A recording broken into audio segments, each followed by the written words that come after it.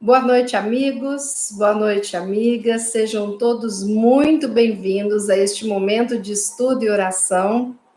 Estamos aqui reunidos em nome de Jesus para continuarmos esse nosso projeto de amorosidade, de estudo, de oração, de sintonia com as energias superiores, de sintonia com as energias de todos nós que estamos aqui neste momento reunidos. É muito bom estar com vocês. Temos aqui, boa noite, Marisa Fleury, direto do Paraguai. Dona Vera, que saudade, boa noite. Josefina, seja bem-vinda.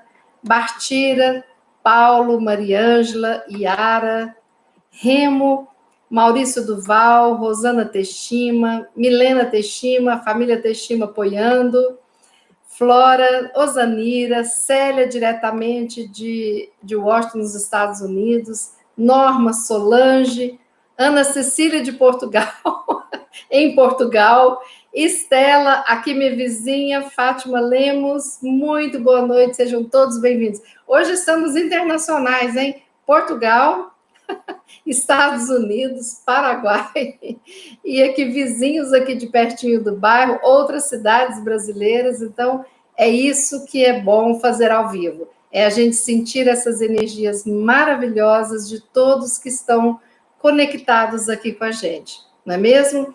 E nós que somos espíritas e acreditamos que somos espíritos em um corpo de carne, somos os primeiros a acreditar que a presença é um costume, mas na realidade a verdadeira presença ela é de energia. Estamos às vezes sintonizados e sincronizados com uma pessoa a 1000 quilômetros de distância, mais do que às vezes alguém que está a 50 metros da nossa casa, não é mesmo? Então confiemos nestas energias que já estão aqui formando essa corrente de orações para que a gente possa estudar. E enquanto estivermos estudando, que nosso Jesus, nosso mestre querido, possa estar abençoando os nossos lares, abençoando a todos nós que estamos aqui conectados, cuidando das nossas famílias, dos nossos amigos, e que possamos, ao doar essas energias maravilhosas, elas possam ser transmutadas em medicamentos e serem levadas àqueles doentes do corpo, da alma, que estão tão necessitados. Vamos então fazer o nosso estudo da noite de hoje. Hoje o livro a ser estudado é o livro Jesus no Lar. É uma obra psicografada pelo nosso querido Chico Xavier. O autor espiritual é o espírito Neio Lúcio. E Chico psicografou esse livro tão gostoso, porque ele é um livro que conta histórias em que Jesus é um dos personagens. Histórias que ocorreram na época que Jesus ainda estava aqui na Terra. Histórias onde Jesus está ali com seus amigos, com sua família, trocando ideias, fazendo planejamentos, e eles vão, aos poucos, aprendendo, porque Jesus deixa esses ensinamentos e a gente percebe o quanto que Jesus era cuidadoso, né? Ele falava para as multidões desconhecidas, ele falava para políticos, ele falava para nobres, mas ele falava também para os seus amigos diletos, para os apóstolos, para a sua família. Então, a Boa Nova ia se esparramando pelo mundo, levando essa vibração maravilhosa, difícil da gente imaginar, de Jesus aqui encarnado, para quantos tinham ouvidos para ouvir e olhos para ver. Bom, capítulo 6, Jesus no Lar. Os instrumentos da perfeição. Naquela noite, Simão Pedro trazia à conversação o espírito ralado por extremo desgosto. Agastara-se com parentes descriteriosos e rudes. Velho tio acusara-o de dilapidador dos bens da família, e um primo ameaçara esbofeteá-lo na via pública. Guardava por isso, Pedro, o semblante carregado e austero. Quando o mestre leu algumas frases dos sagrados escritos, o pescador desabafou. Descreveu o conflito com a parentela, e Jesus o ouviu em silêncio. Ao término do longo relatório afetivo, indagou Jesus: E o que fizeste, Simão Pedro, ante as arremetidas dos familiares incompreensivos? Respondeu o apóstolo veementemente. Sem dúvida, eu reagi como devia. Eu coloquei cada um no seu próprio lugar.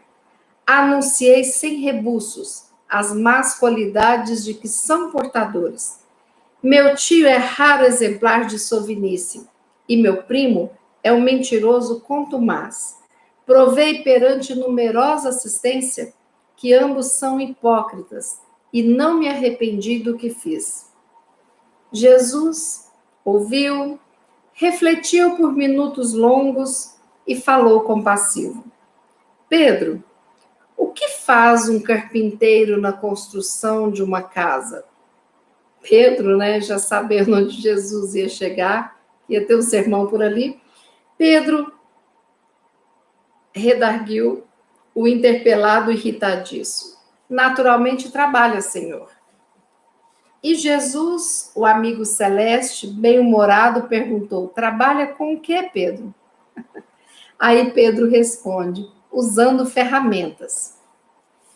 Após a resposta de Pedro, Jesus continuou: as pessoas com as quais nascemos e vivemos na terra são os primeiros e mais importantes instrumentos que recebemos do Pai para a edificação do reino do céu em nós mesmos.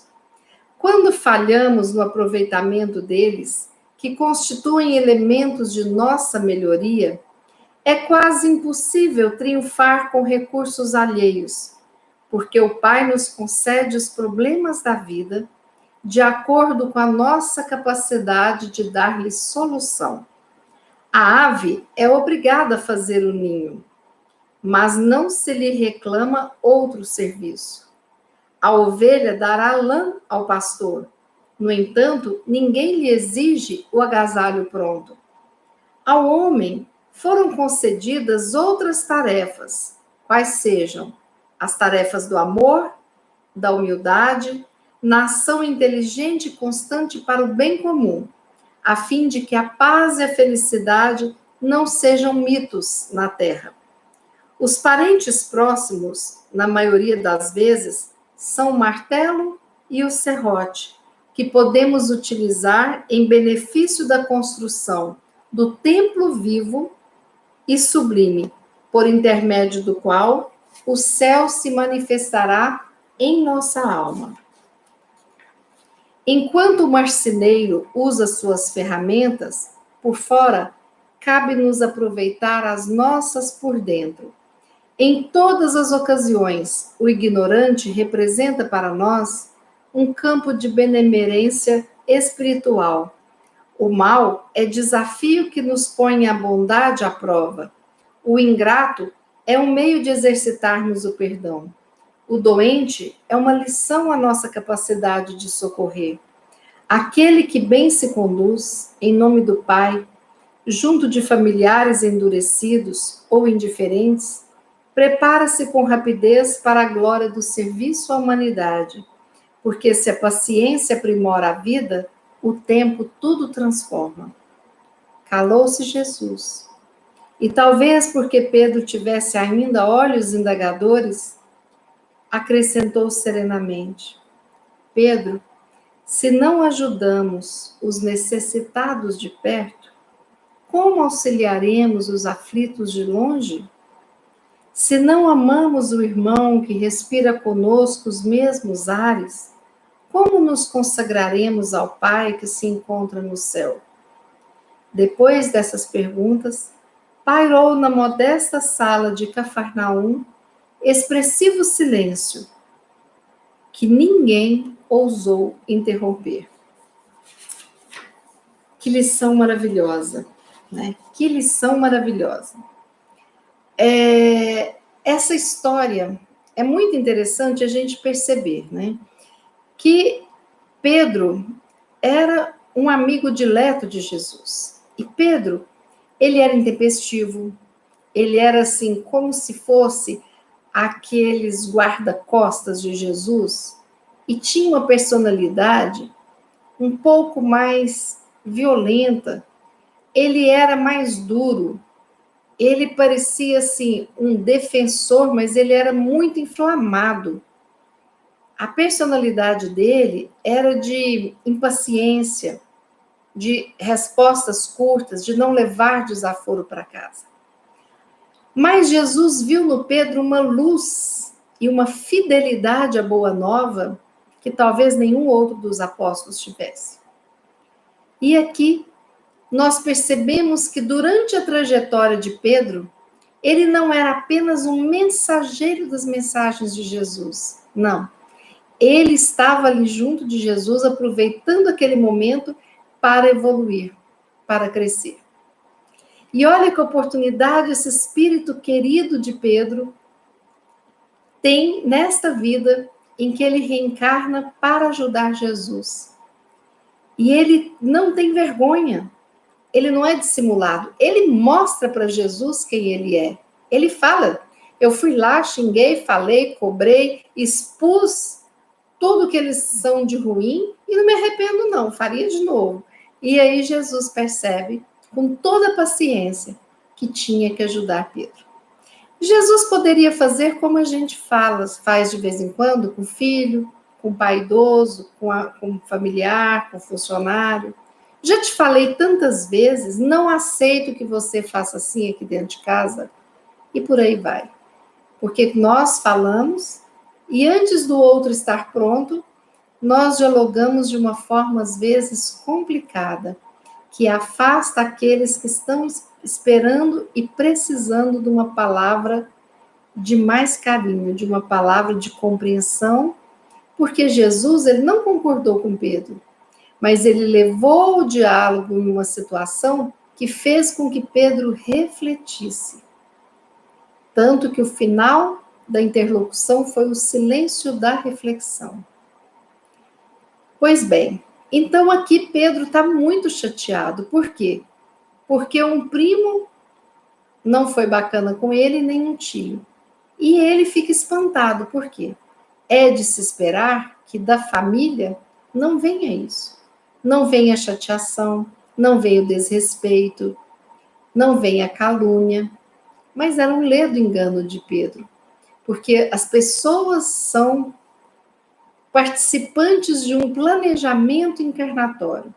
E neste planejamento encarnatório, não somos nós que escolhemos ainda, porque nós não temos ainda condições de escolha. Os espíritos mais elevados têm o livre-arbítrio de escolher. Não, eu vou agora, não, eu vou depois, não, eu quero ajudar fulano, Beltrano.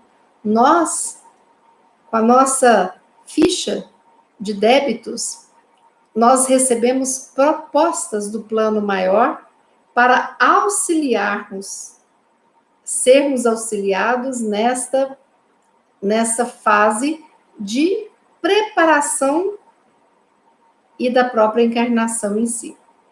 Pois bem, aí o que acontece? Quando estamos sendo preparados, há um quebra-cabeças, uma dinâmica. Alguns amigos vão reencarnar próximo. Nessa fase da vida, você vai precisar das qualidades de fulano, fulano e fulano, então vocês vão se reencontrar depois, nos meados da existência. Vocês vão morar assim, essa família tem essa genética que você precisa, né? Essa profissão é interessante e tal, e tudo sendo preparado, auxiliado para que nós pudéssemos pagar um pouquinho das nossas dívidas, dos nossos karmas, pudéssemos aprender dentro de um processo de construção de felicidade e não de castigo. Não é castigo. A reencarnação não é castigo. Ela é ferramenta para a construção da felicidade. E é isso que às vezes fica difícil para a gente entender. Aí Jesus, sabiamente, pergunta para Pedro o que faz o marceneiro em uma obra. E Pedro trabalha, mas com o quê? As ferramentas dele. E Jesus compara os nossos familiares mais próximos com as nossas ferramentas de trabalho evolutivo. Então, as pessoas são, comparativamente, o martelo, o serrote e por aí vai. Por quê? Porque aquelas ferramentas possibilitam uma construção e uma construção para o bem. Como que são ferramentas? Nascemos, às vezes, em um lar em que temos que exercitar a ferramenta da paciência e termos muita paciência para continuarmos a construção da nossa felicidade. Outras vezes nascemos em um lar em que eu preciso de ajudar um espírito desonesto, de índole desonesta, para aprender a honestidade, a ética, para si e para o próximo. Então, é outra ferramenta que chega para mim para que eu possa trabalhar isso. O que nós nos esquecemos é que, se nós estamos utilizando essas ferramentas, nós vamos evoluir. Agora, se nós reclamamos, abandonamos e nem entramos em contato com as ferramentas necessárias, nós ficaremos estacionados nessa escalada evolutiva. Todos que cruzam a nossa vida são de suma importância. E aí, diante do planejamento encarnatório, nós nos lembramos do nosso querido Chico, que disse que nós nascemos onde precisamos, com quem precisamos, a nossa carga genética, com tudo o que é necessário para a nossa evolução espiritual. Quando a gente vê o Chico, nós percebemos que ele teve uma família dificílima. O pai dele era muito ignorante, não aceitava a mediunidade. Depois, quando percebeu, quis até ganhar recursos por conta da mediunidade do Chico. O Chico tinha que provar para ele que não era isso. O Chico foi convidado a sair da sua casa porque ele atendia as pessoas todas as noites, todos os dias, e eles não davam conta mais. Então, o Chico era solitário nessa tarefa, tendo mais de 8 irmãos. E aí o que acontece? Ele simplesmente decide sair de Pedro Leopoldo para dar o que a família julgava ser paz. E ele resolve ir para Uberaba, lá trabalhar e exercer a sua mediunidade. Porque na humildade dele, ele não brigou, ele não falou que ele também era dono daquela casa, ele não brigou por espaço. Ele percebeu que a família realmente não ia dar conta, possivelmente ele já enxergava a grandeza espiritual de cada um ali e via que tinha alguns que não eram tão grandes assim e necessitavam desse espaço, porque não iam dar conta de acompanhá-lo nessa vida, lado a lado, como irmãos, como companheiros. E Chico vai para Uberaba, e lá ele faz de muitos amigos diletos uma família espiritual que vai se reaproximando e que fica com ele nos inúmeros dias que ele teve nessa encarnação. E nós percebemos que inúmeras vezes nós temos em nossos lares pessoas difíceis de conviver. E o que está acontecendo? Está faltando sentido de família. A família não pode ser vista como uma instituição fadada ao insucesso, porque não é. É necessário a estrutura familiar para que haja a evolução espiritual. Haroldo Dutra, em uma de suas palestras, ele fala até um termo engraçado. A família é um incômodo construtivo.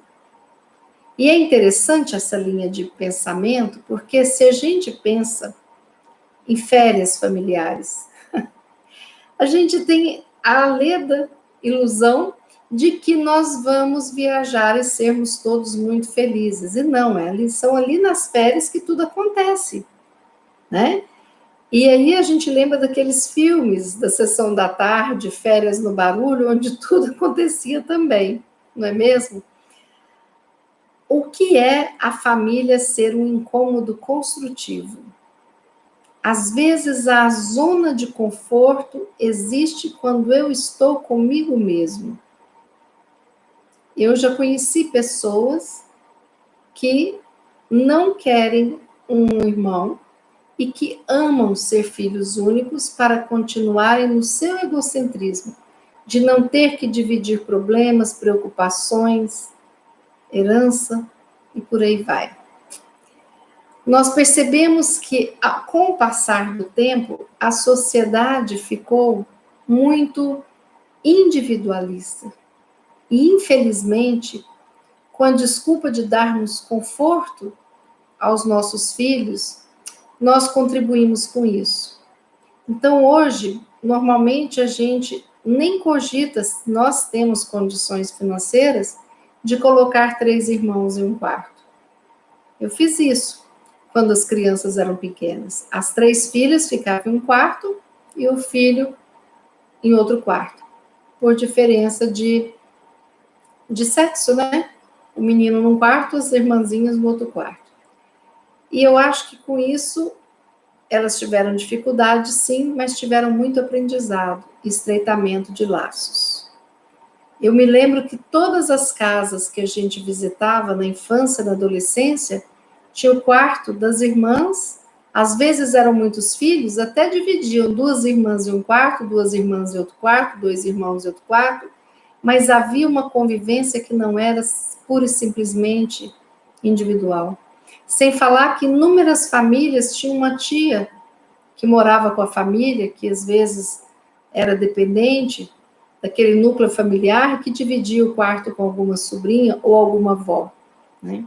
Hoje, inúmeros adolescentes, se você fala, sua avó vem para morar no seu quarto, não vou conseguir estudar, não vou conseguir fazer as tarefas, não vou conseguir conversar com os meus amigos. Então, existe um pensamento mais egocêntrico. E nós precisamos de buscar reacender essa convivência, porque amor é convivência. Amor é convivência. Então, nós vamos convivendo e vamos amando. E aí, quando nós temos os almoços do domingo em casa, e temos essa lembrança em Minas do almoço do domingo nos avós, né? Às vezes almoçava no avô no domingo, no outro avô no sábado, ou às vezes ia para um almoço no domingo na casa de um, de lá já passava para o outro para tomar o café da tarde, né? Porque mineiro tem que ter comida na mesa com a visita. E aí, muito se perdeu disso. E hoje, os pais perguntam para seus filhos pequenos, você quer ir lá na vovó visitar? E dão à criança a liberdade de escolha antes dela ter a capacidade de escolher. Porque é claro que se for para ele ficar sozinho no seu quarto, inúmeros vão contar com o desejo de ficar ali, no conforto. Porque quando vem o encontro familiar, tem o desconforto. Por exemplo, lembram da época de geladeira, né?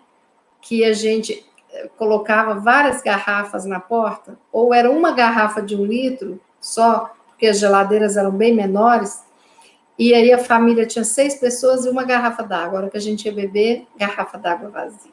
Oh, que delícia! Como a gente amava naquele momento os nossos irmãos, né? Aí, de repente, você vai no banheiro, um banheiro na casa para 5, 6 usarem, aí quando você chega lá, papel, sabonete, cadê a toalha? Depois que você entrou no banheiro, aí você berra na porta, fulano, traz a toalha para mim. Então, isso era uma casa onde uns entravam na rotina dos outros e tinha esse desconforto, mas as pessoas aprendiam a conviver.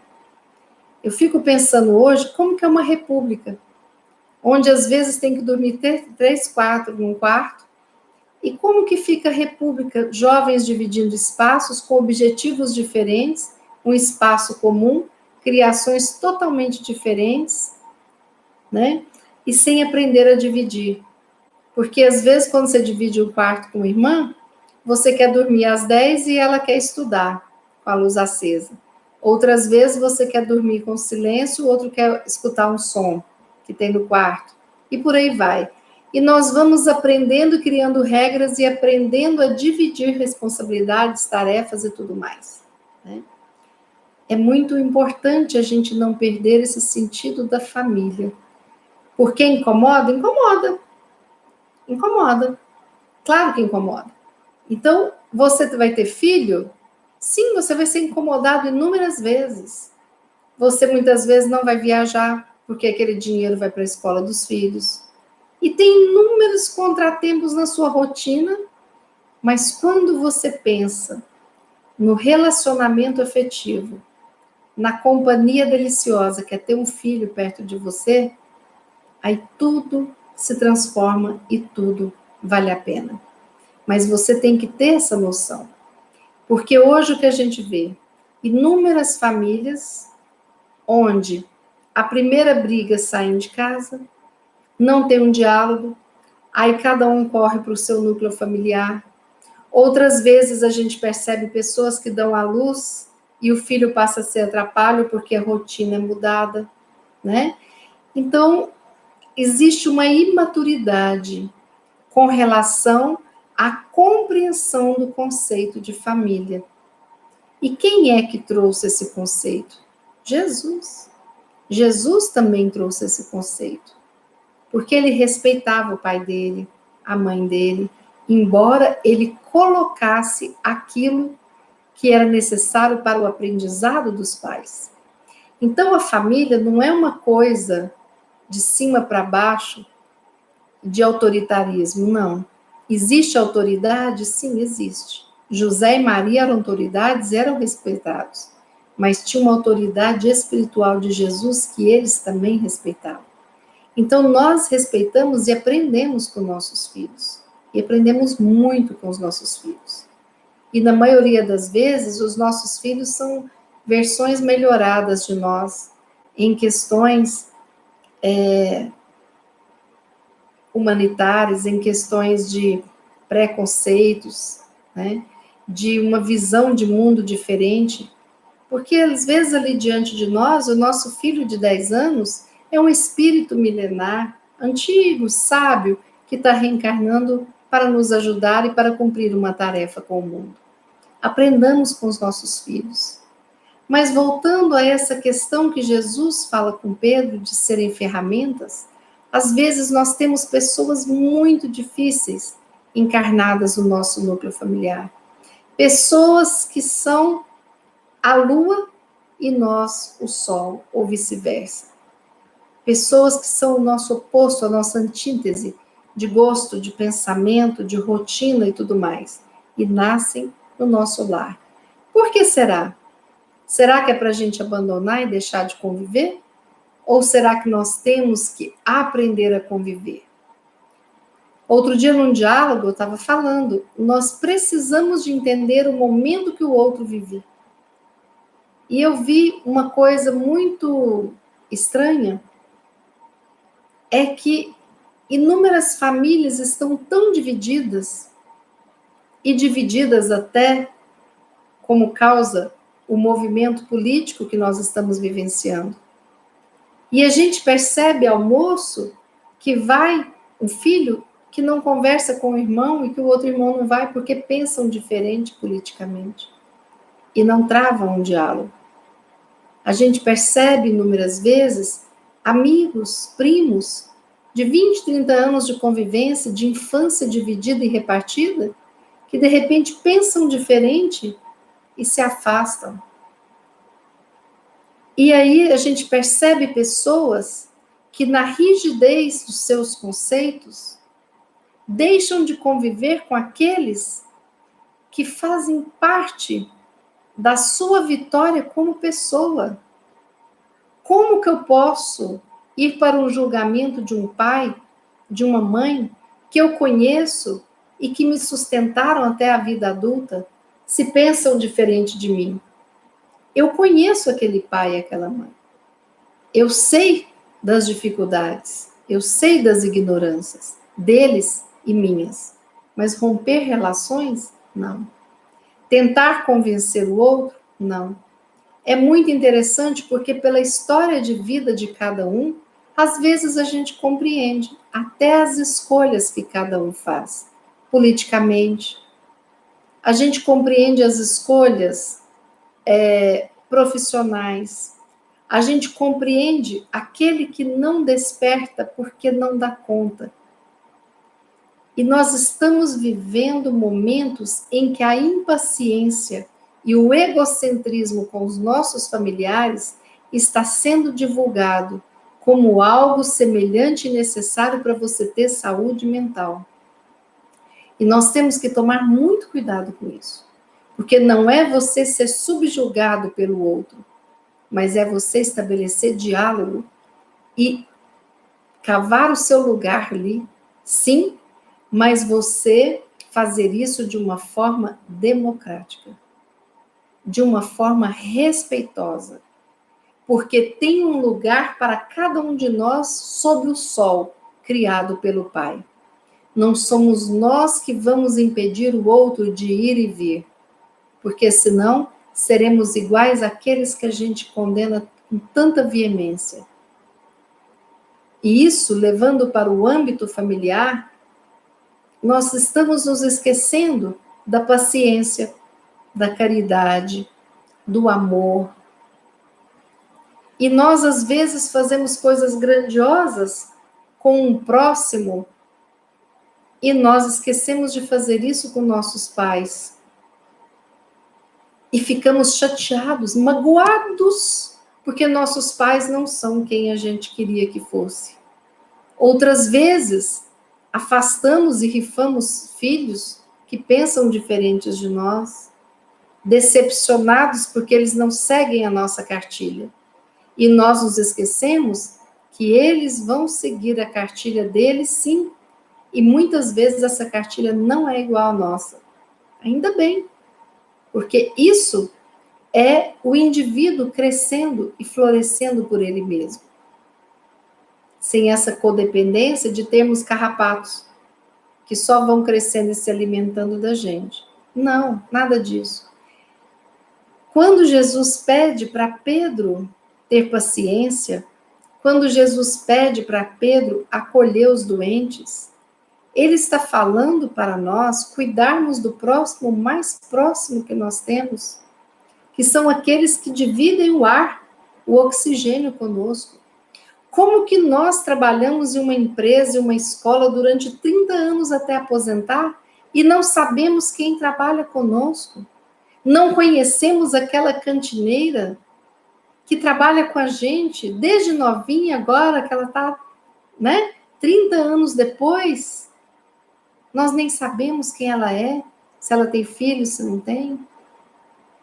Como é que nós podemos receber alguém na nossa casa como genro, como nora, se a gente não busca uma convivência harmoniosa, sabendo que aqueles que estão entrando ali na nossa casa tiveram criações diferentes, culturas diferentes, propósitos diferentes e que vieram para somar. E se a gente percebe que no nosso lar entra alguém que possa não ser do bem, o nosso primeiro objetivo, a nossa primeira tentativa é possibilitar a cura da pessoa, das mazelas dela. E ela vai ter o livre-arbítrio de querer ser curada ou não. Com a convivência harmoniosa, com a experiência de uma família. Quantas vezes chegam pessoas solitárias, vizinhas, que agregam na nossa família e que a gente acolhe. Eu brinco, quantas vezes a gente faz amizade e eu tenho inúmeras pessoas que são como se fossem filhas, sobrinhas, e que têm as suas famílias, mas que chegam nessa cidade que a gente acolhe e traz para cá. Porque às vezes é um dia dos pais que o pai está lá em outro estado e a gente quer dividir esse dia com essa pessoa. Às vezes é uma Páscoa, sei lá. Então nós precisamos de nos lembrar dessa fala do Haroldo, a família como um incômodo construtivo.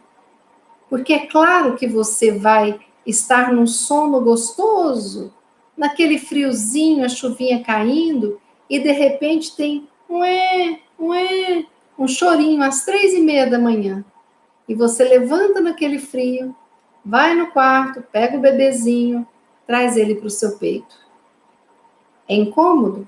É, mas é um incômodo construtivo e é um incômodo gostoso de ser vivenciado. Quantas pessoas não gostariam de vivenciar? E aí passa pela internet aquelas sabedorias facebookianas. Se a pessoa se afastou de você, não está fazendo falta, deixa para lá. Disseminando o quê? Melindre, raiva? Que isso? Às vezes a pessoa se afastou porque ela foi atropelada. Às vezes a pessoa se afastou porque ela está numa crise depressiva ou de pânico terrível. Às vezes ela está estressada, não está dando conta dela. Às vezes ela está precisando de um tempo dela.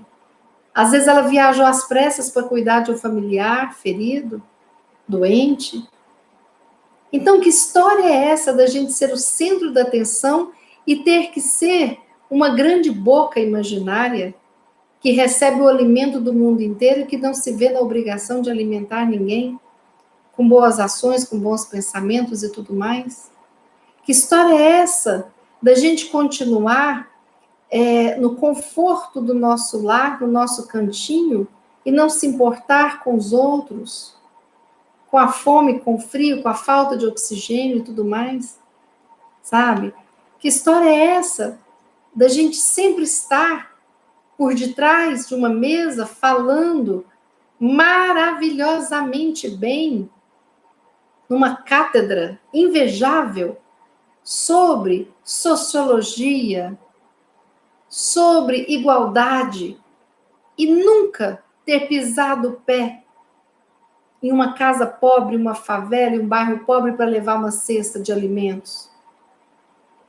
Porque o mundo está repleto de teorias. E com o advento do Twitter, do Facebook, da internet, todos nós somos doutores de tudo.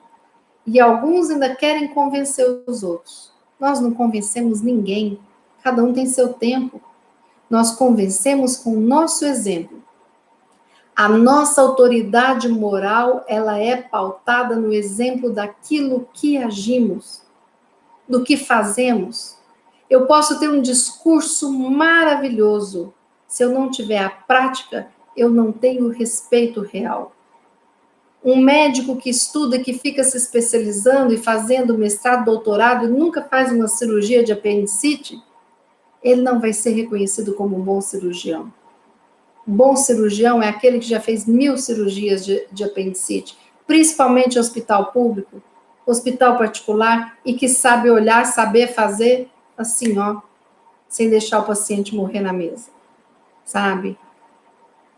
Então, como é que nós queremos construir um mundo sem que nós saiamos do nosso mundo de conforto individual, sabe? Como é que eu quero ser independente e rir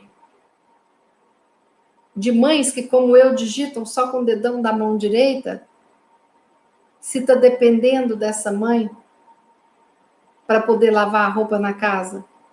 Ai, traz a roupa para lavar, porque eu não tenho máquina lá. Entendeu?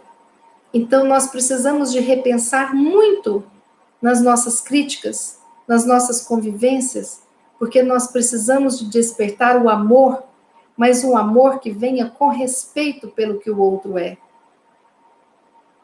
Porque eu vejo muita gente criticar pessoas que têm posturas, posições, pensamentos diferentes, mas não fazem na prática aquilo que o outro está fazendo. Nós temos o direito de sermos ignorantes para podermos aprender. Nós não devemos permanecer nas trevas da ignorância. Mas todos nós, em algum ponto, somos ignorantes, sim. Você pode ser um PhD em política, mas às vezes você não entenda nada de psicologia. Você pode trabalhar lá no MIT e pode, de repente, não saber escrever uma construção frasal boa e precisar nas suas teses dos corretores, daqueles que consertam os textos que você faz. E inúmeras vezes nós somos excelentes para poder faxinarmos a nossa casa. E a faxina só está completa se o lixeiro recolhe o lixo da nossa porta. Porque se ele não recolher o lixo da nossa porta, de nada vai resolver a faxina feita. Porque vai entulhar, vai acumular e as moscas vão vir para cá, sujar a nossa casa, sabe? Então nós temos que ter um pouquinho mais de humildade para podermos pensar antes de criticar as pessoas, que todos têm uma história. E que às vezes por detrás da história daquela pessoa que eu julgo tão ignorante, existem traumas insondáveis que a gente não sabe. Quando eu via meu avô, o relato da minha mãe, das minhas tias, que ele era um homem muito duro e que ele era muito bravo e que se brincasse apanhava. Então falava uma vez, na segunda era uma correada. Elas não deixavam a segunda vez acontecer, claro que não. Mas quando a gente vai para a história de criação dele, ele teve um pai super violento, no sentido de conversava dando varadas, correadas e tudo mais, desqualificando o tempo todo, por ignorância que teve o seu outro pai assim. Então os nossos ancestrais construíram uma história para a gente viver hoje. Quem sou eu para julgar e para me achar superior àqueles que vieram antes de mim? Porque a minha família é feita dessa ancestralidade. Quem sou eu, sabe, que não valorizo a trajetória da minha tataravó, que graças a ela, esse caminho, esse contínuo, eu sou quem eu sou hoje. E se o mundo caminhou e progrediu para que nós pudéssemos ter um movimento de valorização das mulheres, de mulher poder ter alma, de mulher poder votar, de mulher poder ser chefe, de mulher ter salário igualitário, é porque as nossas ancestrais estiveram ali na luta, lavando roupa no córrego, atravessando navios como imigrantes, recebendo duras reflexões, recompensas, nunca por estarem desejando trabalhar ou saírem em busca de inúmeras atividades pertencentes aos homens da época. Então a família se constrói com todas essas histórias que chegam para nós. Quando eu crio os meus filhos, eu trago a minha ancestralidade. Destas vidas, todas passadas, dos meus antepassados, das minhas vidas e do meu passado nesta vida. Da minha relação com meu pai, com a minha mãe e tudo mais. Então, quando eu acho que eu sou autossuficiente, eu morro de rir quando alguém fala, eu vou criar meu filho sozinho. Que sozinho o quê?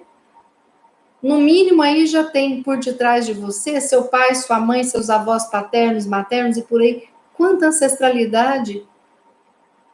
Então nós temos que ter orgulho de quem somos, sim, e criarmos com dignidade os nossos filhos. Mas sozinho nós não criamos, porque nós trazemos exatamente esta carga genética, esta carga histórica, essa carga de sentimentos, de ações e de emoções. E se hoje nós estamos aqui no Brasil, onde nós convivemos com os nossos irmãos evangélicos, com os nossos irmãos católicos, espíritas, budistas, lá atrás tivemos ancestrais que foram sacrificados na noite de São Bartolomeu, nas cruzadas e nas guerras religiosas. Então nós temos que ter gratidão pelo nosso passado e temos que ter gratidão por aqueles que em algum momento nos sustentaram emocionalmente, financeiramente, na nossa família. no nosso grupo de amigos, o nosso grupo de convivência. Então, Jesus, ele pede que nós usemos essas ferramentas para o bem. E Jesus fala: as pessoas com as quais nascemos e vivemos na Terra são os primeiros e mais importantes instrumentos que recebemos do Pai. Ao homem foram concedidas as tarefas de amor e humildade na ação inteligente e constante para o bem comum. São os nossos parentes próximos que vão nos auxiliar na construção do templo vivo e sublime, em que o céu se manifestará na nossa alma. Então, saibamos respeitar todos aqueles que nos cercam. Tenhamos a gratidão e o reconhecimento de que se eu tenho esse cabelo, essa pele, tudo que eu tenho, eu devo uma genética aos meus pais biológicos. Gratidão. E se eu sou quem eu sou, com tudo isso de dentro, eu tenho aqueles pais que me criaram. Eu tenho aquelas pessoas que fazem o papel de pais, de irmãos, na minha escalada evolutiva. Porque inúmeras vezes, quando eu tenho inúmeras ferramentas na minha família, eu tenho o aconchego da minha família espiritual, que pode ser a mesma ou não, para me dar forças, para dar continuidade. Isso é sabedoria, é humildade. Não vamos romper os laços de família. Vamos trabalhar. E se não estiver dando conta, peçamos ajuda. Existe até terapia para famílias. Peçamos ajuda no próprio Evangelho, na própria doutrina espírita, que nunca é a favor do egocentrismo e do orgulho. Nós temos o exemplo do Chico, que teve uma família difícil.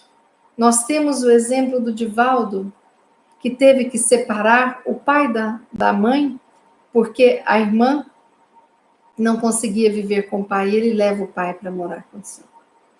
Nós temos exemplo de pessoas maravilhosas, como Francisco de Assis, que ele teve que sair com a roupa do corpo.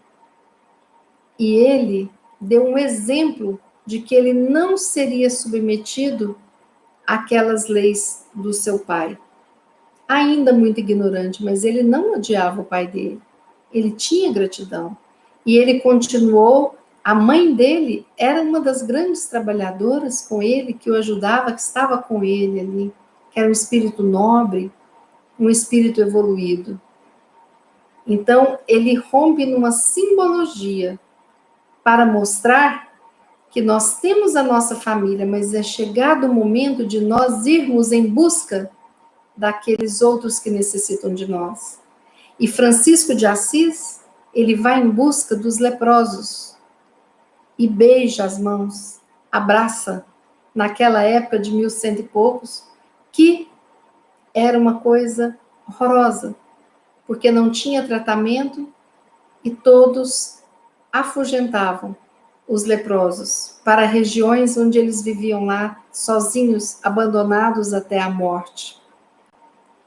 E nós sabemos que tudo o que acontece é fruto da nossa ação passada.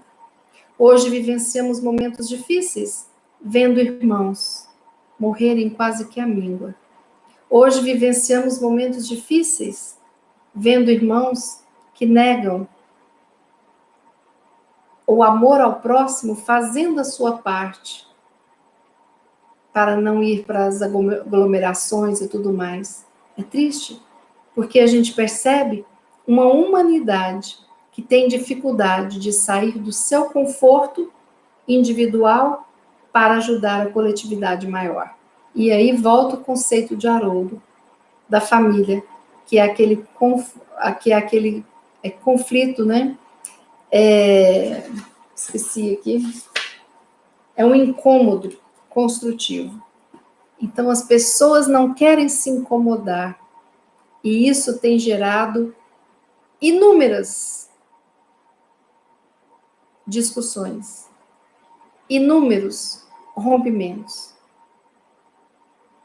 E nós somos responsáveis por isso.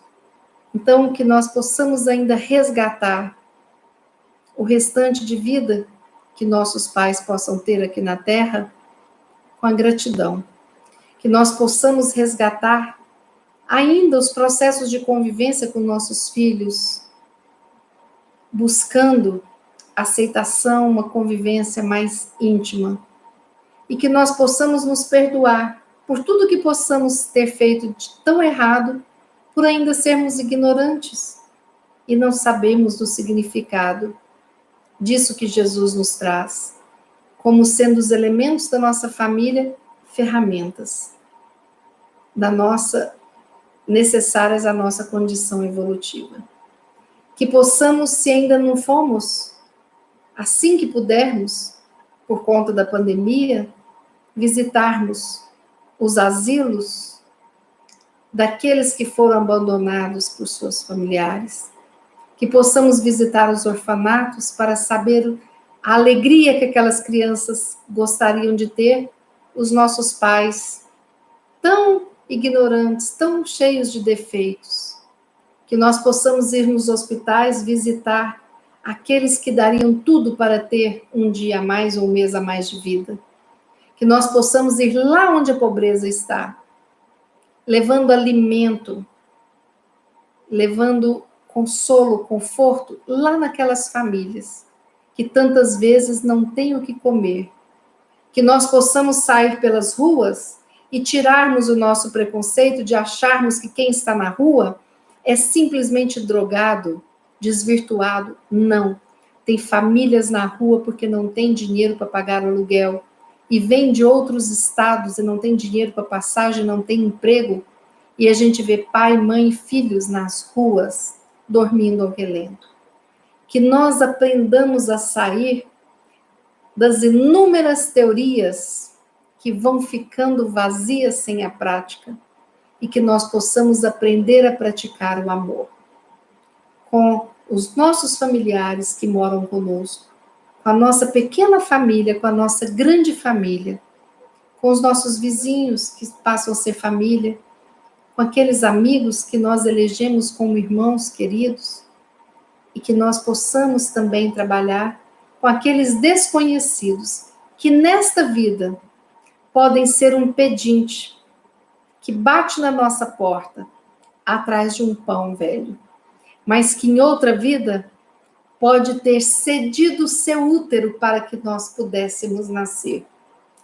E com o nosso egoísmo, nós dizemos não ao pão daquela que em outra vida pode ter sido a nossa mãe. Quanto arrependimento podemos cavar com isso? Porque o próximo chega até pertinho de nós. E nesses caminhos que cruzamos, fazemos amigos. E eu tenho amigos que moram em outros países e que eu não conheço pessoalmente, mas eu conheço via internet. E é como se eu conhecesse a vida toda. E me sinto muitas vezes próxima. Muito próximo, porque talvez fôssemos ou sejamos almas que já cruzaram outras vidas antes. Tenhamos cuidado, meus irmãos, para que a gente não se arrependa daquilo que a gente pode fazer sem tanto sacrifício, se abrirmos um pouquinho mão do nosso egoísmo e do nosso conforto. Vamos fazer a nossa prece.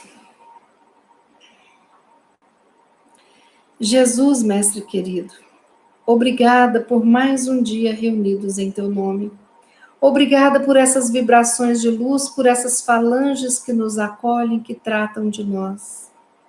Obrigada por toda essa natureza, por este acalento, de podermos ter o céu nas diferentes nuances, de poder termos estrelas e sol e lua, de poder termos pessoas com tanta afinidade, que nos dão forças para lidarmos com aqueles que nem tanta afinidade temos ainda, porque um dia seremos anjos e todos seremos espíritos afins.